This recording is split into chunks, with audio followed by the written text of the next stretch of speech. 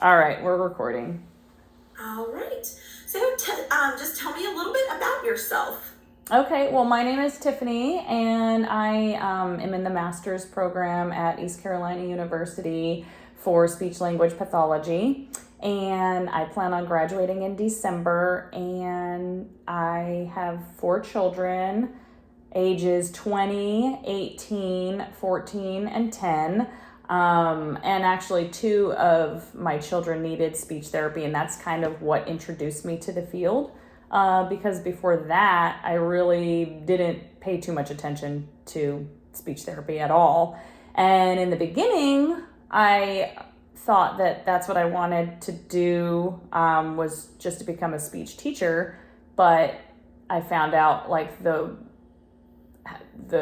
spectrum of the scope of practice was so wide, and now I'm really interested in a medical setting. Okay, great. How have your academic and clinical experiences confirmed your desire to pursue a career in this profession? Okay, so in the undergraduate study, I found out that I was just really a student of the field, and I wanted to learn everything there ever was to know about speech and hearing and just everything: anatomy, physiology, audiology, just how everything all worked together, phonetics. I was very interested in it, and it just really confirmed that this is what I really wanted to do, because everything I found so fascinating and intriguing.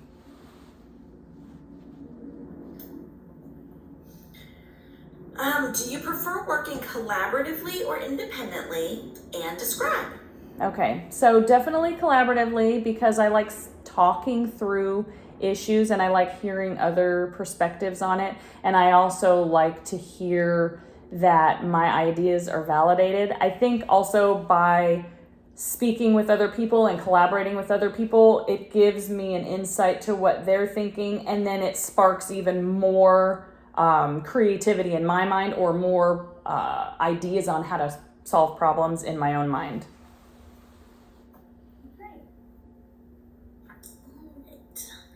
How would, oh, whoops, I skipped one, sorry. That's okay. All right, describe a challenging case or patient situation, and what did you learn from it? Okay, so I did an 11-week internship in acute care at the hospital that's right down the street. And we had an elderly patient, a geriatric patient, that needed a swallowing evaluation. And we determined that he was he was stable enough to transport down to radiology. So I put him in his wheelchair and got his oxygen hooked up and made sure we had his portable oxygen. And then we wheeled him down to the radiology room. And during the swallowing evaluation, I noticed that his health started to kind of take a downward turn. And so in the middle of the swallowing evaluation, I had to stop the swallowing evaluation and say we've got to get him back to his room. So that's what we did. I put him back in his chair and I brought him back up. And then as soon as I brought him into his bed, sat him down, he just kind of plunked down and made everybody nervous, everybody in the room nervous. All the family members were kind of looking at me. So, called the nurses in, make sure he was back and hooked up properly, and so his stats could be monitored and everything. And what that really taught me was that anything can change in an instant, and you got to be able to think on your feet when you're in that acute care setting. Great. Glad you were able to make that decision quickly and get him up before, anything happened while he was, down in radiology, because that would have been a whole other set of issues, right? Right. Mm-hmm.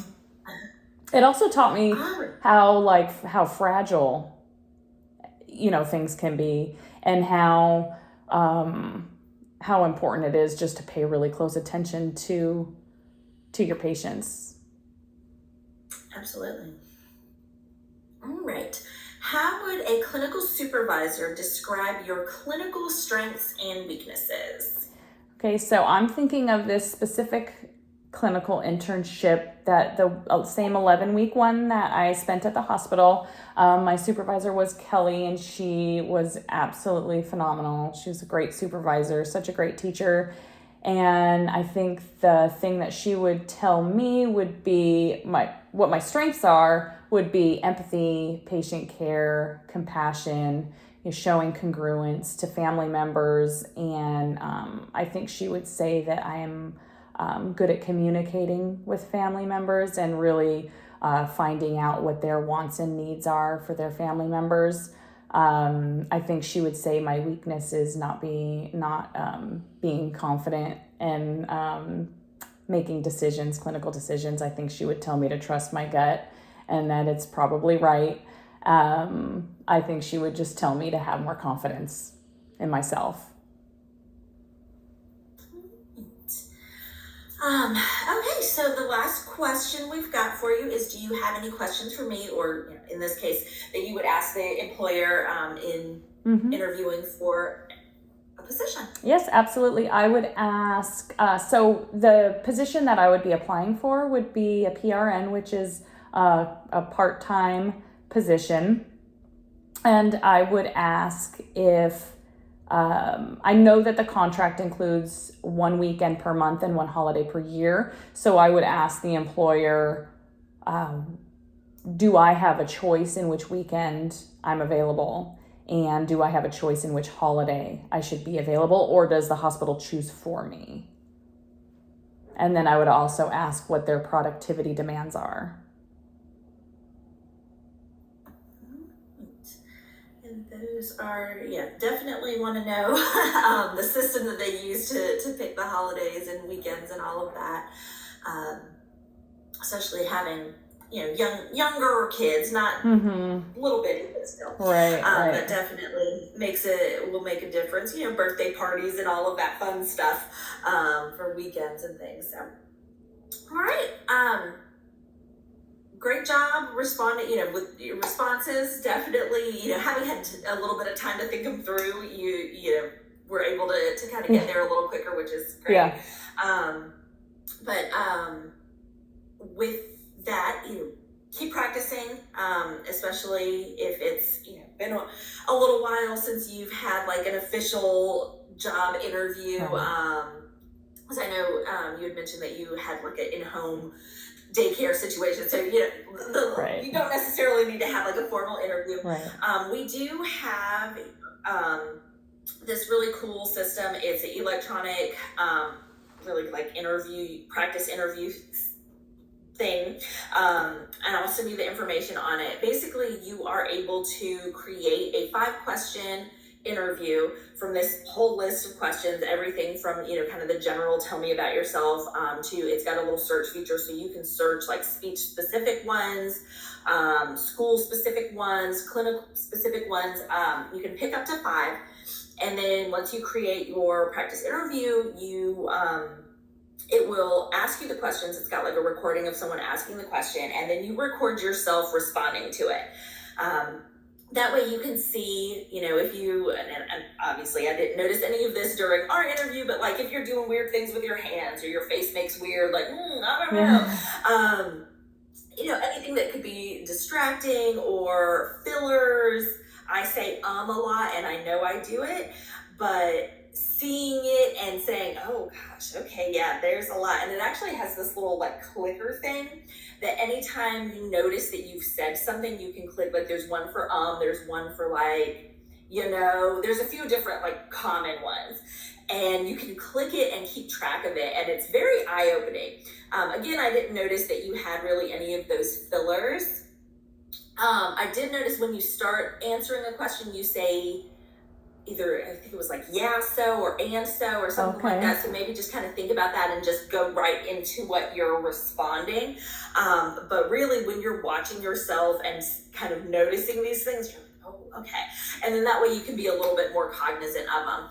But again, I didn't notice anything glaringly, an issue or anything like that. But you can definitely use that 24/7. I always tell students, like, if you've got an interview the next day, you can't sleep, it's 2 a.m, you want to practice, don't call your, friends or mom or whoever and, annoy them. You can get on there and do it at any time. So it's really good for that, and you can do it multiple times so that you can notice, okay, yeah, this time I was kind of shaky, but the second time I did it, it was a lot better. So definitely have that. And you can also make additional kind of face-to-face practice interviews. If you do have a specific position, like once you do get an interview for it, we'll generally ask, like, if you have the job description or, just details on the specific thing. And then that way we can ask the specific questions about, like, the company or, clinic or school system or, whatever, to make sure that you've taken note of, like, the mission, vision, all of those fun things. So we can try to personalize it a little bit more than what we did today. Okay, great. Okay, so I will definitely shoot you the email with the information on that interviewing.com, how to do that. And then, like I said, anytime you want to make a in-person appointment, you are more than welcome to do so, since, December will be here soon. And so you should start, you'll be starting that process soon. Same thing with, resumes, cover letters, any of those types of things. We can definitely assist with those as well. Perfect. Thank you. And then did you get the email that I sent to you with my resume and cover letter? Yes. Okay. Yes, I did actually. Now that I'm like, nothing mentioned, because I did pull up your resume as we were talking. So, yes, and nothing stands out as needing a lot of assistance. On your resume, you do have, like, the play project therapy. The name is at the end of the first page and the rest of it's on the second page. So just make sure that stays together. Okay. But otherwise, really, you've got your certifications, all of that sort of thing. For your degrees, make sure you're spelling out the degree. So, like, you'll want to make sure it says Master of Science or Bachelor of Science. Okay. Especially if you are, like, school systems probably don't use them, but, like, if it's a bigger hospital or corporate, kind of thing, a lot of them use, it's called an applicant tracking system. It's basically an AI, like, resume reviewer, where it looks for certain keywords and things. So if it's looking for the word master or bachelor and you just have MS or BS, it could potentially kick you out of the running because it doesn't pick up that you got that. That makes sense. So definitely, something simple like that. Yeah. These days, so many different places are using things like that we try to make it so essentially your resume can, like, pass through some of those things that it might get, unnecessarily kicked out for, because it does look for a certain percentage of, like, keyword matches and like requirements of the job and things like that. Okay. And really, there's no way of knowing where you're applying is using that or not. Okay. Obviously, if it's something like, hey, email me your resume, that's going directly to a person. But especially, like, if it's some sort of thing that you uploaded and all of that, like, you don't. Yeah. Tons of places are, especially, I would say, like, if it's like a bigger, like, hospital network kind of thing, they may be. If it's just, like, a one-off hospital, probably not. But again, you never know. So we try to kind of get that where you're not eliminating yourself unnecessarily, kind of from the jump.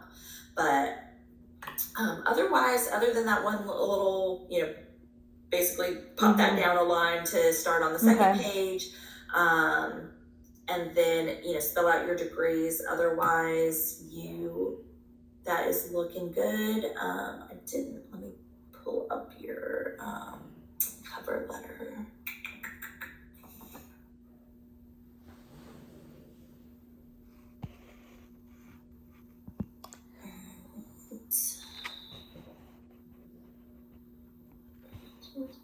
Okay, and this is the hospital there in Hendersonville.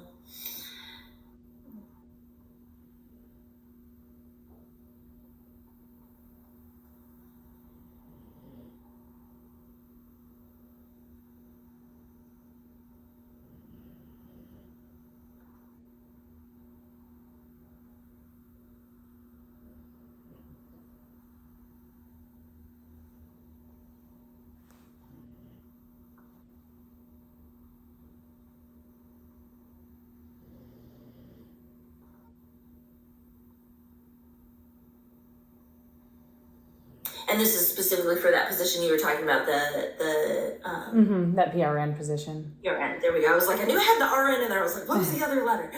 I'm going to go ahead and stop my phone recording. Okay, yeah, you're Okay. fine.